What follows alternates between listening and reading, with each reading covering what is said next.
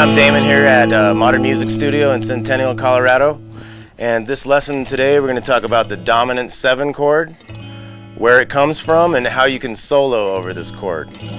So the dominant 7 chord, here's an example of it here. We've got 5th fret on the top string, 7th fret, we've got the 5th fret again with the bar going there, 6th fret here on the G string, 5th fret and 5th fret. That's an A7 chord. So it comes from the A major chord. What they do is, if you look at the major scale, they take that 7th note and they flat that. That gives you, if you take that 7th note of the A major scale and flat it, add that G note to the A major chord, now you have an A dominant 7 chord. And a dominant 7 chord is interesting because it has this note from a minor scale. This flat 7 is from a minor scale mixed with the notes of a major scale.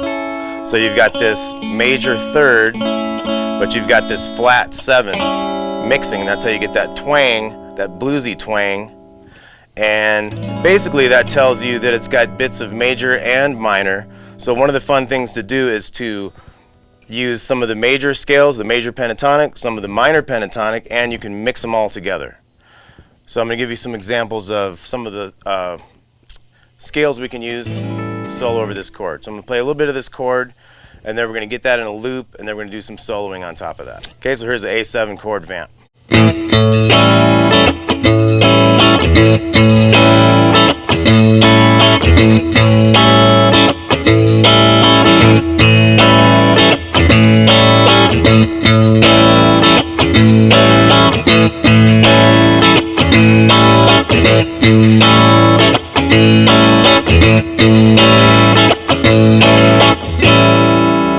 Okay, so now we're going to play that back, and I'm going to do some solo things on top of that and show you different scales that we can use.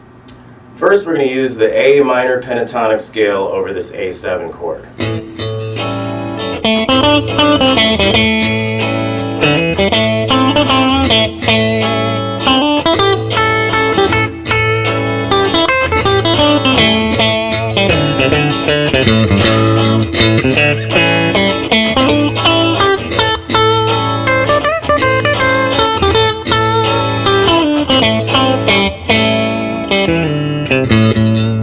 So there we were just using the A minor pentatonic scale.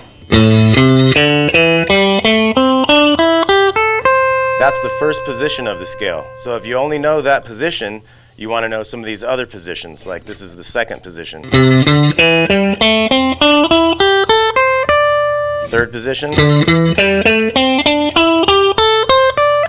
4th position.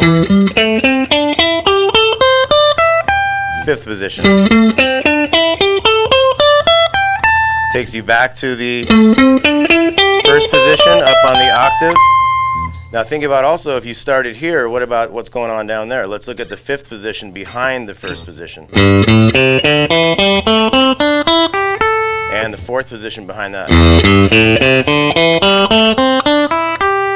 Okay, so that was the minor pentatonic. Obviously that works over the A7 chord. So this is the major pentatonic, the A major pentatonic.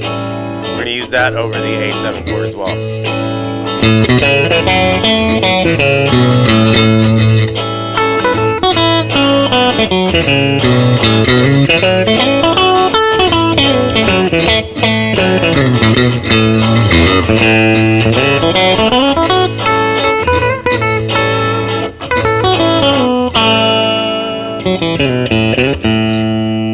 that was the A major pentatonic scale, and that is made of the 1, 2, 3, 5, and 6 of the notes of the A major scale.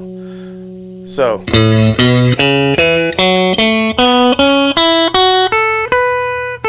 that is your first position of the A major pentatonic scale. Now if you brought it back to below that, this is a familiar shape, I'm sure, for you. Looks just like the minor pentatonic scale, doesn't it, for F sharp? Well, that's because the F sharp is the relative minor of A, so they have the same notes in them. So this is another way to play the A major pentatonic scale. This is a good way to combine the positions here.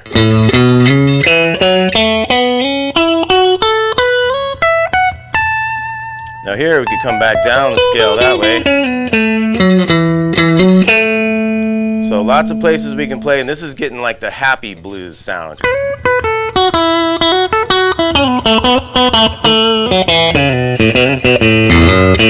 Right? So you got the happy kind of blues, or you have the minor pentatonic, which is the darker, more minor, kind of blues. Let's add one thing to that minor pentatonic. We could also add the flat fifth in there.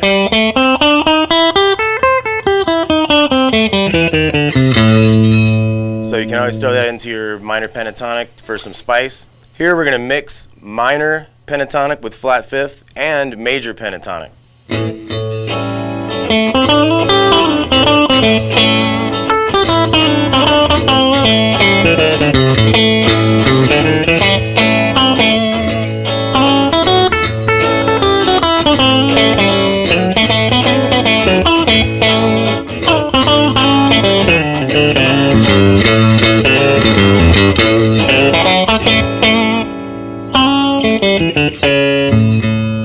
Okay, so here's another cool effect that you can get, which adds a lot to the dominant 7 sound, is when you have the minor third and you take it into the major third.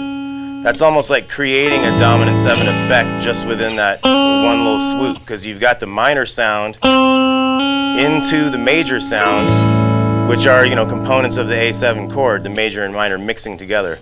So for example, here's some notes from the major pentatonic. And here's some notes from the minor pentatonic. Well, you can kind of work some of those together. Like here's an example of the minor 3 to the major 3.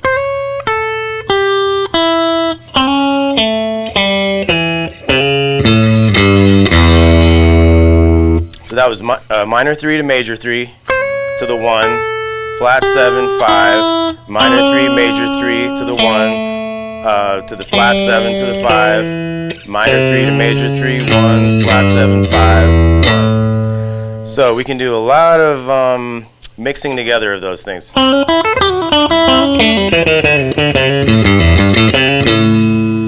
Okay, let's also talk about the arpeggio. That's the 1, 3, 5 of A plus the flat 7. 1, 3, 5, flat 7, 1, 3, 5, flat 7, 1, 3. So you have that as an arpeggio, it's one thing, but if you kind of mix together those flat 3 to major 3, minor 3 to major 3 kind of riffs within that, you can spice up that arpeggio, like something like you might add like the occasional note from the minor pentatonic in there to spice that up as well.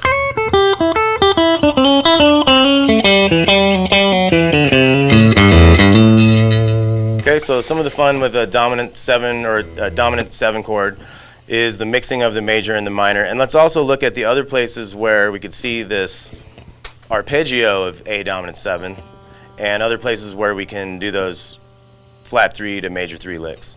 So here's a spot. Okay, so we started on the A to the C sharp, E to the G, A, C sharp, E, G, A.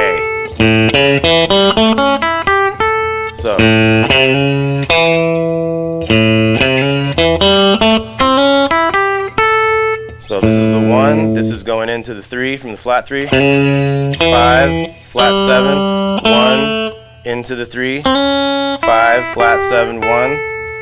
Here's another way to look at it. Here's another way to look at it down here.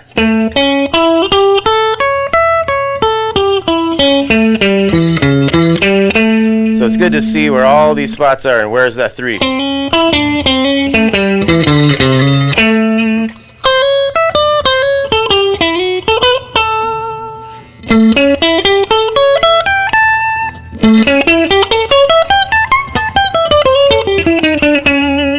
Think about a little chromatic every now and again.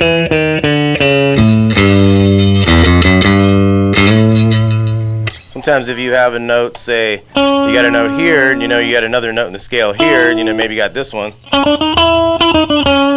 Another little fun thing you can do. So that is talking about the dominant 7.